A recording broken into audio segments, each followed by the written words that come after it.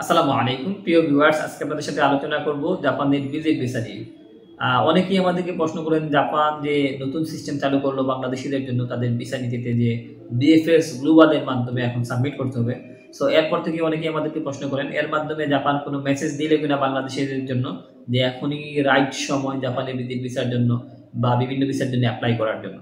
So এই প্রশ্নটা অনেকেই করেন যে এখন রাইট সময় কি না ভিজিট ভিসার জন্য অ্যাপ্লাই করার জন্য।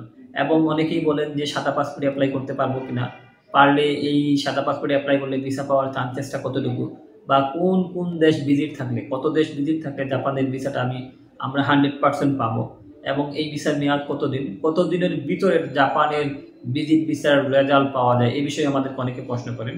এবং প্রশ্ন করেন যে আসলে জাপান ভিজিট ভিসার জন্য জাপানের দেশে কোনো ফি নেয় কিনা।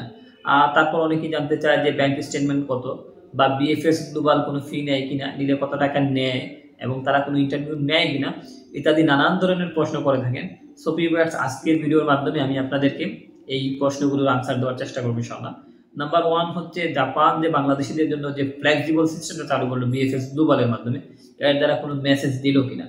আসলে আপনারা জানেন জাপান যে তাদের ভিসা রেস্ট্রিকশনটা কোভিডের কারণে অনেকটাই হার্ড ছিল, বাট এটা তারা এখন সফট করে দিয়েছে। Not only Bangladesh but also যদি বলি প্রায় 68টা দেশের জন্য এটা সফট করে দিয়েছে ভিউয়ার্স। সো এটা একটা মেসেজও বটে, যারা বাংলাদেশের রিয়েল ট্রাভেলার্স আছেন তারা যদি ফাইলটা যথাযথভাবে এবং সম্পূর্ণ রিকোয়ারমেন্টস ফিল আপ করে জাপানের ভিজিট ভিসার জন্য অ্যাপ্লাই করেন, ডেফিনেটলি তাদের ভিসা পাওয়ার সম্ভাবনা অলমোস্ট ভেরি হাই। সো এই সময়টাই উত্তম সময় আপনাদের যাদের যথাযথ ডকুমেন্টস আছে এবং আপনারা যারা রিয়েল ট্রাভেলার্স আছেন তাদের জন্য জাপানের ভিজিট ভিসার অ্যাপ্লাইয়ের জন্য এই সময়টা সবচেয়ে উত্তম সময় বলে আমরা মনে করি। সো ভিউয়ার্স, আশা করি এটা বুঝতে পারলেন। এবং অনেকেই প্রশ্ন করেন যে সাদা পাসপোর্টে ভিসা হয় কিনা। ডেফিনেটলি সাদা পাসপোর্টে ভিসা হবে যদি আপনার পোর্টফোলিওটা ভালো থাকে এবং আপনার প্রোফাইলটা ভালো করে আপনি সাজাতে পারেন, এবং আপনি যদি আপনার রিকোয়ারমেন্টস তাদের সবগুলো রিকোয়ারমেন্টস যথাযথভাবে ফিল আপ করতে পারেন, সেক্ষেত্রে আপনারও ভিসা পাওয়ার চান্সেসটা ভেরি হাই।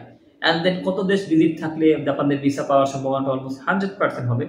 এই প্রশ্নের উত্তর এভাবে দিতে চাই, আসলে যারা রিয়েল ট্রাভেলার্স আছেন ডেফিনেটলি আপনারা যদি বাংলাদেশের আশপাশ নিয়ারেস্ট যে কান্ট্রিগুলো আছে এগুলো যদি ভিজিট করেন, সেক্ষেত্রে আপনাদের জাপানের ভিজিট ভিসার অ্যাপ্লাইয়ের জন্য যদি আপনারা অ্যাপ্লাই করেন, এটা অবশ্যই আপনাদের জন্য একটা গ্রেট অপরচুনিটি নিয়ে আসবে এবং ভিসা পাওয়ার সম্ভাবনাটা অলমোস্ট আপনাদের জন্য 100%ই হয়ে যাবে।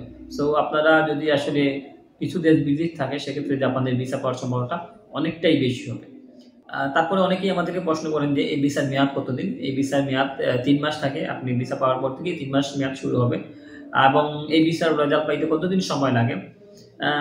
৫ থেকে ১০ ওয়ার্কিং ডেজ অথবা ১৫ দিন তারা নিতে পারে ভিসার রেজাল্ট দেওয়ার জন্য, বা একটু কম এদিক সেদিক হতে পারে ভিউয়ার্স। তারপর অনেকেই প্রশ্ন করেন যে জাপান এমবিসি কোনো ধরনের ভিসা ফি নেয় কিনা। ডেফিনিটলি জাপান এমবিসি কোনো ধরনের তাদের বন্ধু প্রতিম রাষ্ট্রগুলোর জন্য কোনো ধরনের ভিসা ফি নেয় না। সো বাংলাদেশিদের জন্য তারা কোনো ধরনের ভিসা ফি নেয় না।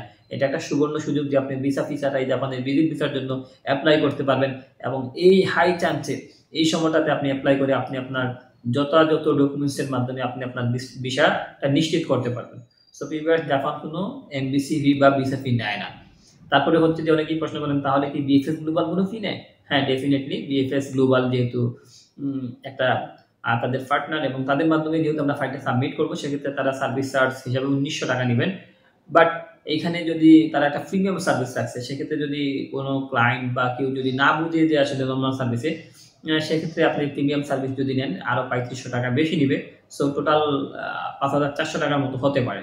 নর্মাল সার্ভিস নিলে তারা ১৯০০ টাকা নেয়, আর যদি আপনি প্রিমিয়াম সার্ভিসটা নেন সেক্ষেত্রে আরও ৩৫০০ টাকা অ্যাড হবে, সেক্ষেত্রে টোটাল হবে ৫,৪০০ টাকার মতো। তো ভিউয়ার্স, আশা করি যে বিএফএস গ্লোবাল কত টাকা ফি নেবে সেটা আপনারা বুঝতে পারেন। তারপর বিএফএস গ্লোবাল কোনো ইন্টারভিউ নেয় কিনা, ডেফিনেটলি তারা কোনো ইন্টারভিউ নেয় না, বাট ইন কেস হয়তো বা সামান্যতম ২-১টা কোশ্চেন জিজ্ঞেস করতেও পারে, বাট ম্যাক্সিমাম টাইম তারা কোনো ইন্টারভিউ নেয় না। তো আমরা বলতেই পারি যে বিএফএস গ্লোবাল কোনো ইন্টারভিউ নেয় না। তারপরে প্রশ্ন হচ্ছে যে আসলে ব্যাংক স্টেটমেন্ট কেমন দেখাতে হয় এবং কত টাকা দেখালে জাপানের ভিসা পাওয়ার সম্ভাবনাটা মানে অলমোস্ট ভেরি হাই হয়ে যায়। সো সেক্ষেত্রে আমরা বলি যে অবশ্যই আমাদের ক্লায়েন্টকে আমরা সাজেস্ট করি যে আপনারা ডেফিনেটলি ১৫-২০ লাখ বা একটু এদিক সেদিক করে যদি টাকাটা দেখান, সেক্ষেত্রে আপনার ভিসা পাওয়ার সম্ভাবনাটা একটু বেশি বেড়ে যাবে। দ্যাটস মিন আপনার ফিনান্সিয়ালি ক্যাপাবিলিটি বা আপনার ফিনান্সিয়ালি যে আপনি হেলদি, এই বিষয়টা একটু প্রমাণ করা সহজ হয়ে যাবে। সো এই বিষয়টা যদি সহজ হয়ে যায় সেক্ষেত্রে আপনার ভিসা পাওয়ার চান্সেসটাও একটু হাই হয়ে যায়। সো এই হচ্ছে জাপানের ভিজিট ভিসা নিয়ে আজকের তথ্য। সো ভিউয়ার্স, আজকের ভিডিওর মাধ্যমে আমি আপনাদেরকে এই ইনফরমেশনগুলো দেওয়ার চেষ্টা করলাম। আর আজকে আর কথা বলতে চাই না। যদি ভিডিওটি ভালো লেগে থাকে অবশ্যই লাইক, কমেন্ট, শেয়ার এবং সাবস্ক্রাইব করে আমার পাশে থাকবেন। ভালো থাকবেন। আল্লাহ হাফেজ। দেখা হবে, কথা হবে পরবর্তী কোনো গুরুত্বপূর্ণ